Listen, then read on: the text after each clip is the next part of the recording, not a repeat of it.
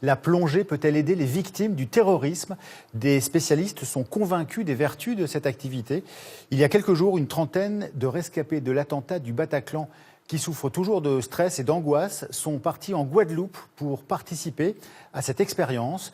Une expérience soutenue par les hôpitaux publics de Marseille et de Paris et par le service santé des armées.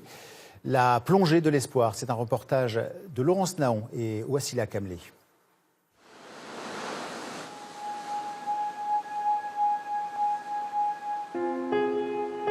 Le stress post-traumatique, c'est une maladie lourde, fluctuante, handicapante.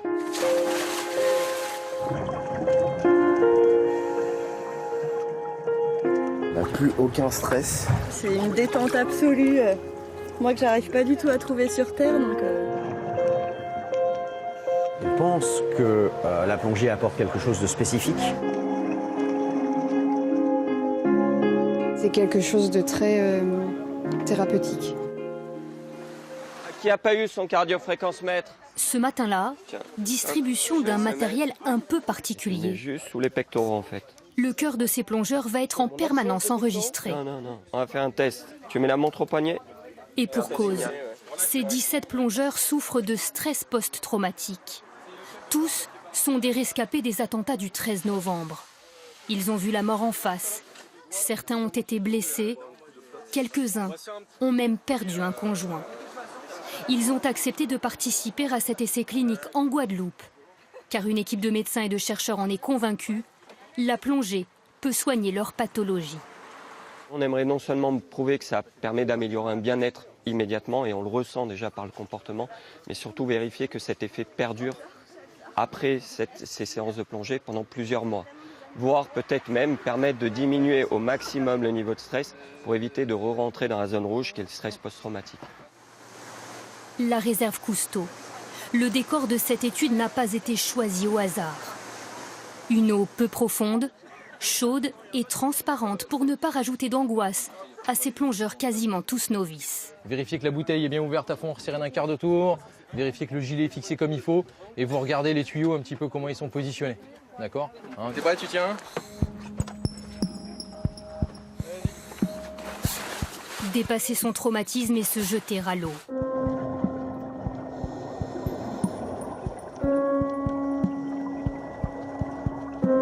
Une heure d'exploration, de découverte et de sensations fortes.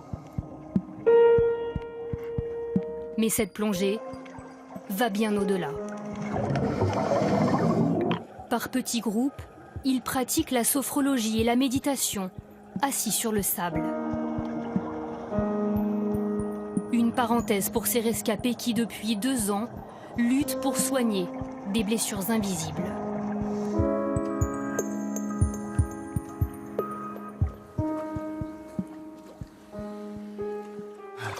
Les mots qui me viennent là, c'est vraiment apaiser et relaxer, quoi. On se laisse aller et on oublie tout. Il y en avait à oublier?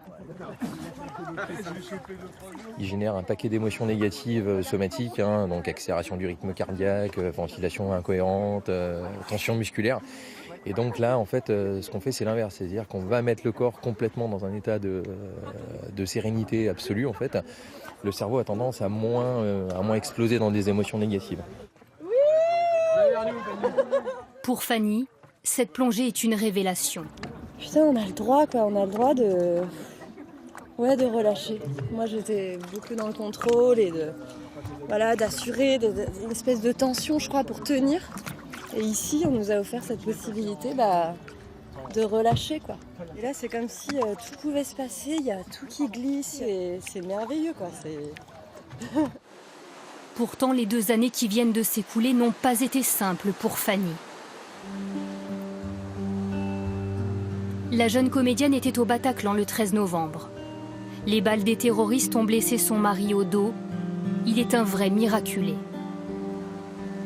La blessure physique de son conjoint s'estompe, mais les blessures de l'âme demeurent. Alors qu'avant, on était tout le temps dans la joie de vivre, fonceur, etc. Moi, j'arrive plus à trouver de la joie.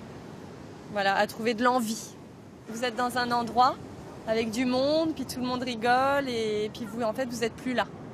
Donc c'est une espèce d'absence aux autres, où tu n'es plus connecté, comme un funambule, quoi. On est là, mais sans être vraiment vivant.